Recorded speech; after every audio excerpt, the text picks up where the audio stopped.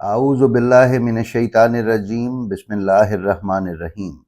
ناظرین و سامعین السلام علیکم۔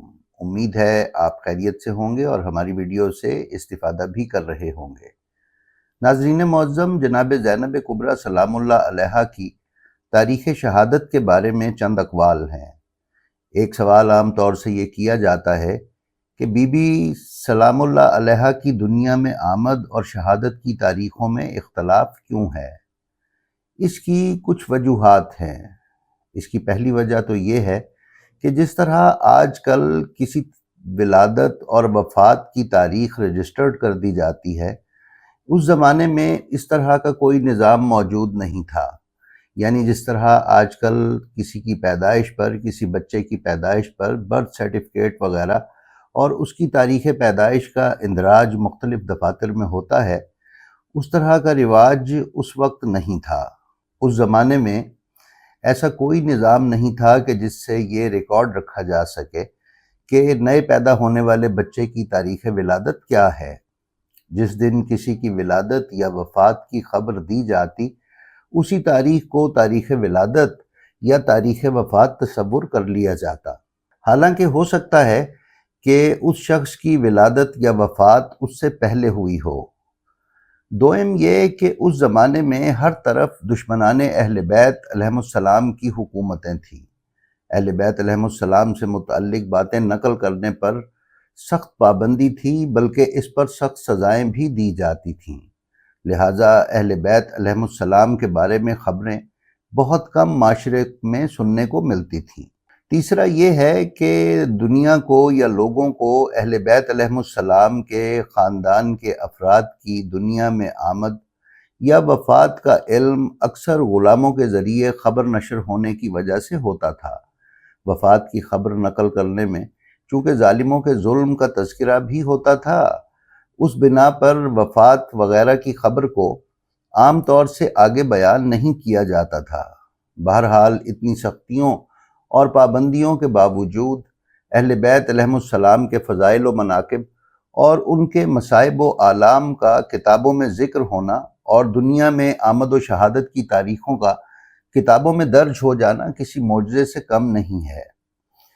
ناظرین، جناب زینب کبریٰ سلام اللہ علیہا کی شہادت کی 2 تاریخیں کتابوں میں درج یا ذکر کی گئی ہیں۔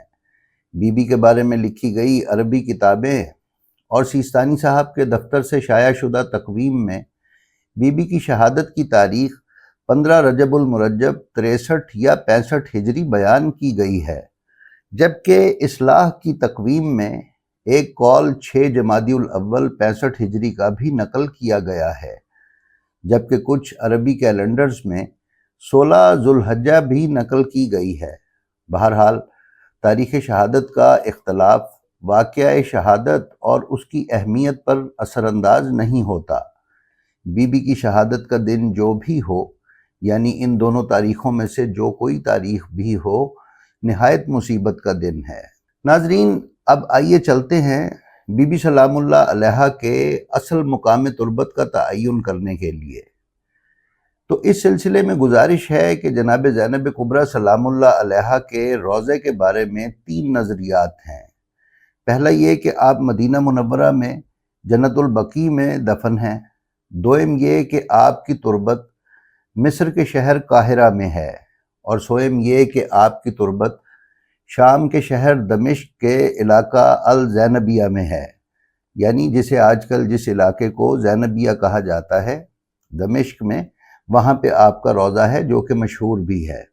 پہلے قول یعنی آپ کی تربت جنت البقیع میں ہونے کی دلیل میں یہ بات بیان کی جاتی ہے کہ واقعہ کربلا کے بعد جب جناب زینب سلام اللہ علیہا اپنے جد رسول خدا صلی اللہ علیہ وآلہ وسلم کے شہر مدینہ منورہ واپس تشریف لائیں، تو اس کے بعد آپ کہیں نہیں گئیں اور زندگی کے آخری لمحات تک اسی شہر یعنی مدینہ میں ہی رہیں۔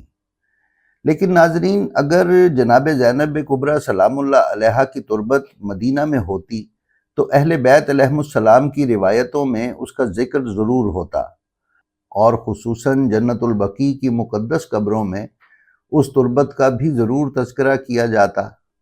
لہذا بی بی کی تربت جنت البقیع میں نہیں ہے۔ دوسرے کال کے بارے میں یہ دلیل بیان کی جاتی ہے کہ جب جناب زینب سلام اللہ علیہا مدینہ منورہ واپس تشریف لے آئیں تو مسلسل حضرت امام حسین علیہ السلام کے مصائب اور یزید ملعون کے مظالم کا تذکرہ فرماتی تھیں، جس سے عام لوگوں میں یزید کے خلاف غم و غصہ اور انتقام کا جذبہ بڑھتا تھا۔ مدینہ کے گورنر عمر بن سعید الاشدق نے یزید کو ان حالات سے باخبر کیا۔ یزید نے جواب میں لکھا کہ ان کے اور لوگوں کے درمیان جدائی کر دو اور ان کو مدینہ سے کسی اور شہر روانہ کر دو۔ جب جناب زینب کبریٰ سلام اللہ علیہا پر حکومت وقت کا بہت زیادہ دباؤ پڑا اور مدینہ میں جینا دوبر ہو گیا تو آپ مصر تشریف لے گئیں اور وہیں آپ کی شہادت ہوئی۔ وہاں کے لوگوں نے آپ کا بہت احترام کیا اور آپ کی وصیت کے مطابق جامع مسجد میں نماز جنازہ کے بعد آپ کو آپ کے گھر میں ہی دفن کر دیا گیا۔ اس سلسلے میں یہ ہے کہ کسی بھی معتبر تاریخ میں مصر میں جناب زینب سلام اللہ علیہا کی تربت کا تذکرہ نہیں ہے۔ قاہرہ میں جو مزار ہے وہ جناب زینب کبریٰ سلام اللہ علیہا کا نہیں ہے، بلکہ زینب بنت یحییٰ المتوج بن الحسن الانور بن زید بن حسن بن علی بن ابی طالب علیہ السلام کا ہے، یعنی امام حسن مجتبیٰ علیہ السلام کی نسل میں سے زینب نامی ایک بیٹی یا زینب نامی خاتون کا ہے۔ اس کے علاوہ مشہور مورخ ابن الانصاری نے الکواکب السیارہ نامی کتاب میں مصر کے مشہور مزارات کا تذکرہ کیا ہے۔ اس میں جناب زینب کبریٰ سلام اللہ علیہا کے مزار کا کوئی ذکر نہیں، جبکہ اس کتاب میں زینب نام کی 11 خواتین کے مزارات کا ذکر کیا گیا ہے۔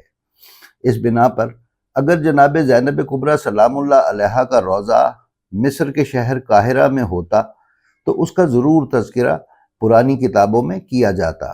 تیسرے قول کے بارے میں دلیل یہ دی جاتی ہے کہ ایک تو اس روضے کی یعنی دمشق والے روضے کی ایک قدیم تاریخ ہے جو کہ درج شدہ یعنی ریکارڈڈ ہے، اور دوسرا یہ کہ حضرت امام حسن مجتبیٰ علیہ السلام کی پوتی اور حضرت امام جعفر صادق علیہ السلام کی بہو سیدہ نفیسہ بنت حسن بن زید بن حسن بن علی علیہ السلام نے اس روضے کی زیارت کے لیے سفر کیا اور شام آ کر اس کی زیارت کی۔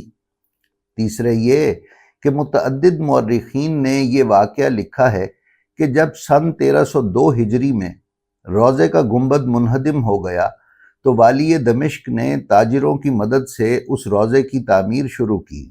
تعمیر کے دوران ایک قد آدم پتھر نکلا جس پر یہ عبارت تحریر تھی کہ یہ قبر جناب زینب بنت علی بن ابی طالب بنت فاطمہ الزہرا سلام اللہ علیہا کی ہے۔ اس جگہ ان کی شہادت ہوئی اور یہیں قبر بنائی گئی جب آپ دوسری مرتبہ شام واپس تشریف لائیں۔ یہ روایت ابو القاسم دیباجی کی کتاب زینب کبریٰ کے صفحہ 230 پر آپ ملاحظہ فرما سکتے ہیں۔ جی تو ناظرین، یہ تھی ہماری آج کی ویڈیو۔ ہمیں امید ہے یہ آپ کو بے حد پسند آئی ہوگی۔ اگر آپ ہمارے چینل بلینڈ آف ہسٹری پر نئے ہیں تو برائے مہربانی اسے سبسکرائب کر لیں اور اس کے بیل آئیکن پر کلک کر کے آل نوٹیفیکیشنز کی سیٹنگ کا انتخاب کر لیں تاکہ آپ اس پر پیش کی جانے والی کسی بھی ویڈیو سے محروم نہ رہ سکیں۔ اس کے ساتھ ہی ساتھ ہماری جو ویڈیو آپ کو پسند آئے اس کا لنک اپنے حلقہ احباب میں شیئر کر کے علوم محمد و آل محمد علیہ السلام کی ترویج و اشاعت میں ہمارے حصے دار بنیں۔ آپ اپنا اور اپنے متعلقین کا بے حد خیال رکھیں اور خلق خدا میں آسانیاں تقسیم کرتے رہیں۔ خدا آپ کا حامی و ناصر ہو۔ السلام علیکم۔